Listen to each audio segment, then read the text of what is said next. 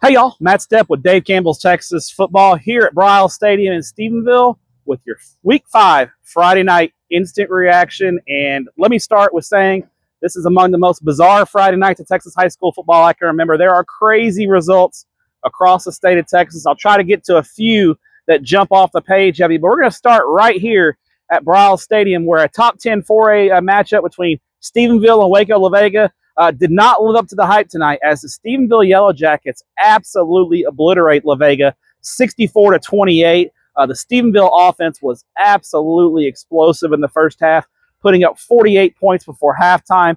Quarterback Trot Jordan, a bevy of wide receivers making plays. Running back Zyler McClendon had a monster night, including a 92-yard touchdown run. And the Stephenville defense early made plays to keep La Vega in check. They even got a block punt for a touchdown. It was all clicking for Stephenville.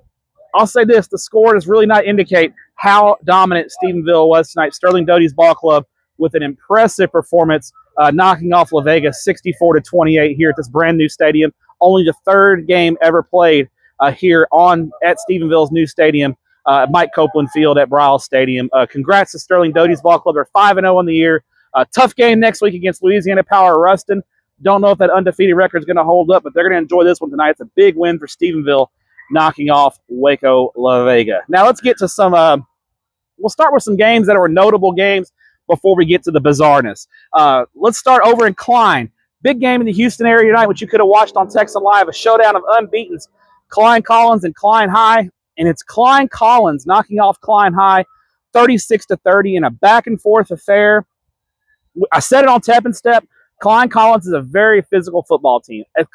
Klein High, very physical football team. Which team was going to be more physical and hold up? And it was Klein Collins on both sides of the ball, the line of scrimmage, that won this game. Their offensive line and defensive lines were outstanding. Quarterback Braden Schagen, quarterback who plays like a linebacker, did the job tonight. It was a tough win for Klein Collins, a gritty win. They got a big fourth down stop late while Klein was driving, looking to take the lead. And Adrian Mitchell's ball club with a big win. They are a problem in the Houston area. They now have wins over Klein High and Willis. Klein Collins is a team to watch. They made it into the state rankings last week. They're obviously going to remain in the state rankings with this win. Huge win for Klein Collins Tigers. Also in the Houston area, big win for Cody Semper and Barbers Hill, knocking off Lufkin 35-7. Lufkin was the defending district champ. They go into Barbers Hill and they get drubbed. Barbers Hill, only one loss in the year so far to Deer Park, and that was a 10-point loss.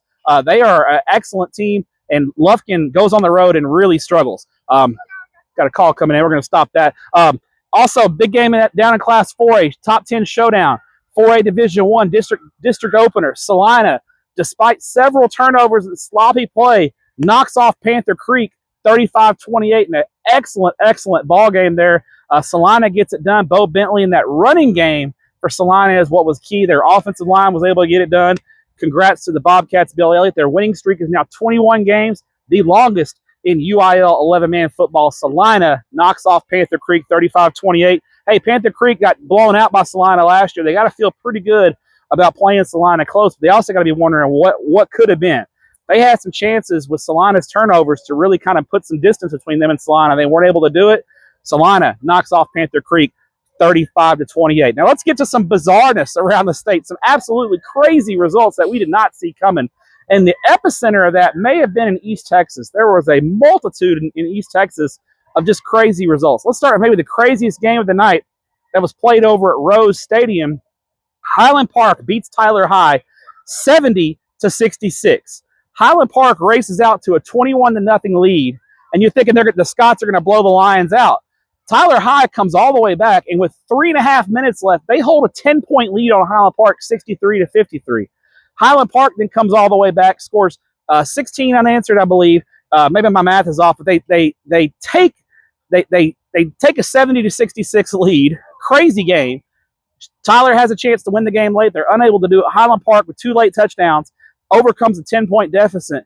It was 66-56. That was the score. Highland Park scores 2 touchdowns to make it 70-66 to win the game. It's so many points I can't keep up. But Buck Randall had a monster game. Highland Park, hey, the Scotties find a way, as one of my good friends says. Highland Park knocks off Tyler 70-66 in an absolute wild affair there at Rose Stadium. Some other crazy results in East Texas. How about the Gladewater Bears? Congrats to Coach Jermaine Lewis. They stunned Jefferson 28-27 in a nip and tuck ball game.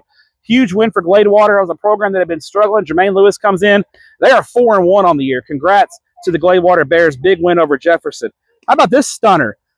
Commerce 51, Winsboro 15. Winsboro, the #1 team in the state in 3A Division I, gets blasted by the Commerce Tigers 51-15. This is the biggest win for Commerce in a long time. When I first got into business, when I was a young guy, Commerce was an absolute powerhouse east of the DFW Metroplex. They fell on some hard times.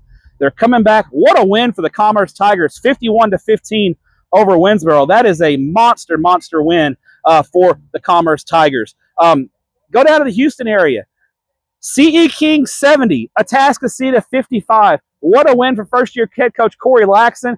The C.E. King Panthers made a statement in the Houston area tonight, knocking off Atascocita. And honestly, they held a 3-score lead late. Atascocita scored 1 late. Carde Mack played, and C.E. King still drilled Atascocita. That is a huge win for C.E. King. What a win for those guys, the Panthers. They are making a statement there in 23-6A, obviously with Summer Creek and North Shore as the headliners, but Atascocita was a headliner as well, and they got blasted tonight. Huge win for first-year head coach Corey Laxton at Atascocita. Talk about a hangover. Congrats to the DeSoto Eagles. They have bounced back after that disaster in Georgia in Week 1. They drubbed Waxahachie 40-17 tonight. That's the same Waxahachie team that this last week we talked about beat Duncanville.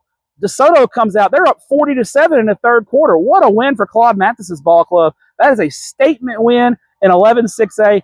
DeSoto, they have figured some things out. They made some personnel adjustments after that game in Georgia. They have looked great since then. We were questioning, though, hey, DeSoto, they beat Corpus Christi Miller. They beat Mesquite. Those are 2 teams that are combined